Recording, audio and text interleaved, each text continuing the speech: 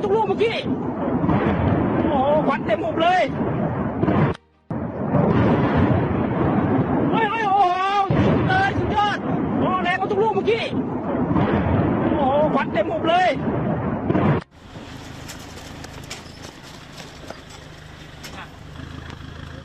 Halo semuanya, nama saya Aina, saya dari Kamboja. Saya membuat video ini untuk minta tolong dengan negara Indonesia atau negara semua, minta damaikan negara Kamboja dan Thailand masalah perang ini. Terima kasih. Kami tidak ingin perang. Apa yang kamu rasakan setelah menyaksikan video tersebut?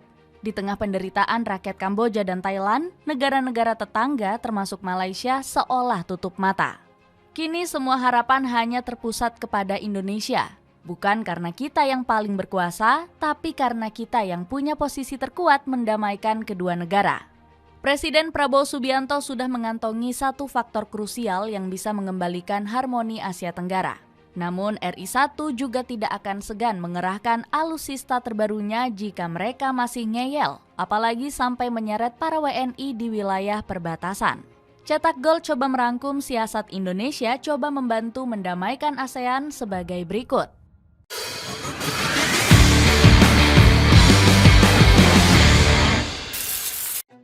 Kekuatan Malaysia yang sulit mendamaikan.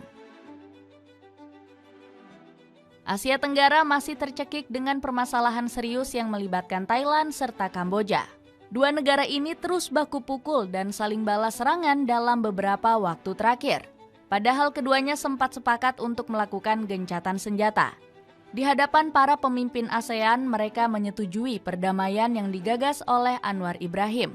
Bahkan saat itu forum KTT ASEAN juga dihadiri Donald Trump yang ikut menggarap proposal damai. Pria berambut pirang ini lalu kembali melakukan siasat yang sama saat perang pecah di bulan Desember. Trump menghubungi Perdana Menteri Thailand dan Kamboja yakni Anutin Kanvirakul serta Hun Manet. Menurutnya kedua belah pihak telah sepakat untuk menghentikan seluruh serangan setelah panggilan tersebut. Mereka telah setuju untuk menghentikan semua penembakan mulai malam ini dan kembali ke perjanjian perdamaian awal yang dibuat dengan saya dan mereka dengan bantuan Perdana Menteri Malaysia yang hebat Anwar Ibrahim. Bukannya berdamai, perang justru semakin memanas setelah negosiasi tersebut. Pemerintah Kamboja mengklaim bahwa sang rival terus menjatuhi bom di tengah prosesi damai. Pihak Thailand menyebut sudah menghabisi sekitar 221 nyawa sejak Perang Jilid Kedua. Masalah ini kemudian memicu lebih dari 500.000 orang untuk mengungsi mencari perlindungan. Di lain sisi, konflik kedua negara yang tak kunjung selesai bukannya tanpa alasan. Pasalnya, perjanjian yang diserahkan Malaysia selaku ketua ASEAN masih jauh dari harapan. Menurut Volker Turk, selaku pimpinan HAM PBB, kesepakatan ini belum memberi perlindungan bagi warga sipil. Hal inilah yang kemudian dikritik juru bicara Kementerian Luar Negeri Thailand, Nikorndej Balankura. Jika ada negara ketiga yang ingin menjadi mediator, Thailand tidak bisa menerima tahap ini karena batasannya sudah dilanggar. Warga Thailand telah menjadi korban dan kami perlu memastikan adanya kepercayaan yang cukup sebelum pembicaraan dapat dimulai kembali. Memohon ke Indonesia untuk turun tangan. Ketidakmampuan Malaysia menengahi konflik anggota ASEAN akhirnya berujung badai nestapa. Salah satunya Thailand yang harus mengalami nasib buruk akibat perang melawan Kamboja. Negeri Gajah Putih dikabarkan perlu membubarkan DPR alias parlemen mereka.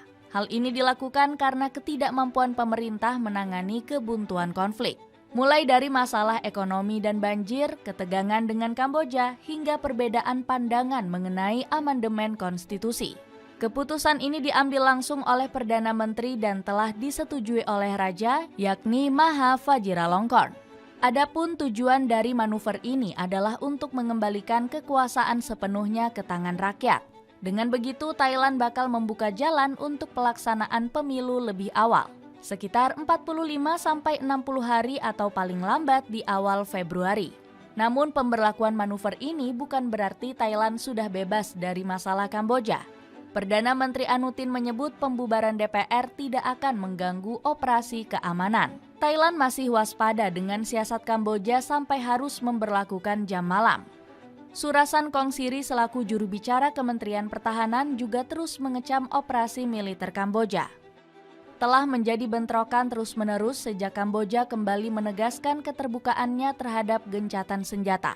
Kamboja harus menghentikan permusuhan terlebih dahulu sebelum kita dapat bernegosiasi. Sementara itu, kubu Kamboja juga tidak kalah mengenaskan. Bahkan muncul video viral di sosial media dari seorang wanita Kamboja yang tinggal di Indonesia. Wanita tersebut memohon uluran tangan Bumi Nusantara untuk mendamaikan masalah negaranya dengan Thailand. Ini untuk minta tolong dengan negara Indonesia atau negara semua, minta damaikan negara Kamboja dan Thailand masalah perang ini. Terima kasih. Kami tidak ingin perang. Prabowo turun tangan dengan kekuatan alutsista yang lebih gahar.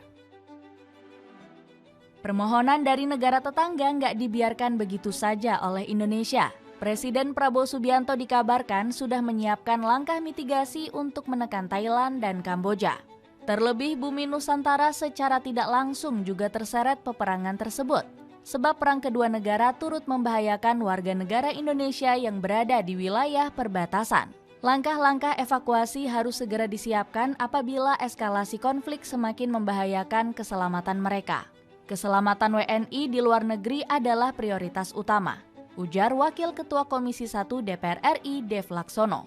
Di sisi lain, pemerintah juga sempat memperingatkan Thailand dan Kamboja untuk tidak memperparah konflik. Jika hal-hal buruk terjadi kepada WNI, Pak Prabowo dikabarkan tidak bakal segan untuk segera turun tangan. Yang paling penting adalah bagaimana kami memastikan warga negara yang tinggal di sana itu aman. Jika terjadi sesuatu, itu sudah kami siapkan mitigasi-mitigasinya, ungkap Prasetyo Hadi selaku Menteri Sekretaris Negara. Benar saja, Prabowo terus menambah kekuatan militer Indonesia dalam beberapa waktu kebelakang. Politisi 74 tahun ini menargetkan pembelian 200 helikopter mulai 2026. Salah satu yang paling mencengangkan adalah rencana RI1 membeli heli jumbo Mi-26. Alutsista buatan Rusia ini merupakan helikopter terbesar dan terkuat yang diproduksi secara massal. Armada tersebut bisa digunakan untuk mempercepat mobilisasi logistik maupun operasi darurat. Menurut Prabowo, heli tersebut bakal segera didatangkan ke tanah air. Selain Mi-26, Indonesia juga dikabarkan melirik armada Rusia lainnya yakni Su-57. Jet tempur ini memiliki kemampuan siluman untuk mengurangi jejak radar. Fitur ini sangat sempurna untuk memaksimalkan kekuatan penghancurnya yang bisa melumat target darat maupun udara. Dapatkan sepatu sneakers Veraldo yang kini ada potongan harga dengan mengklik link di bawah ini. Strategi Indonesia mendamaikan perang Thailand-Kamboja. Meski terus menambah alutsista canggih, pemerintah Indonesia tentu tidak akan buru-buru bertindak dalam konflik Thailand dan Kamboja. Pasalnya, pengerahan militer hanya akan dijadikan opsi terakhir jika situasi benar-benar kacau dan sudah buntu. Terlebih, Prabowo Subianto diprediksi masih bisa mendamaikan Thailand dan Kamboja lewat jalur diplomasi. Politisi kelahiran Jakarta ini punya kedekatan dengan kedua negara. Kamboja contohnya, yang pernah merasakan tempaan langsung dari RI1.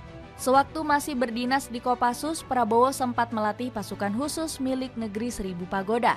Pasukan Baret Merah Kamboja bahkan terus menunjukkan rasa hormat kepada Pak Prabowo. Di sisi lain, sang presiden juga berhasil merekatkan hubungan Indonesia dengan Thailand. RI1 bahkan menjadi presiden Indonesia pertama yang berkunjung ke negeri Gajah Putih setelah 20 tahun, tepatnya pada bulan Mei 2025 kemarin.